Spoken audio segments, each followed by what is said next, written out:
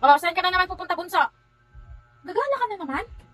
Parang kakagala mo lang kahapon ah. Oo, kahapon yon. Kasama mo yung mga friend mo. Huwag kang gumala ah. Sige, papalayasin kita. Oh, ito namang ate mo. Kanina pa yan inuutusan ko na magsaing, maghugas ng plato, magwalis. Ano, ako na naman ang gagawa? Palagi na lang ako. Ang lalaki nyo na, hindi pa kayo marunong tumulong. Ay, nako. Kayo talaga.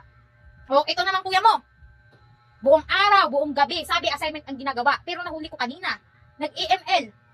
So, ayan pa, isa mo pang kapatid. Yung isa mo pang kapatid. Nako, pag ako nainis sa inyo, papalayasin ko kayo sa bahay. Sinasabi ko, bumalik ka. At para wala tayong pag-aawayan.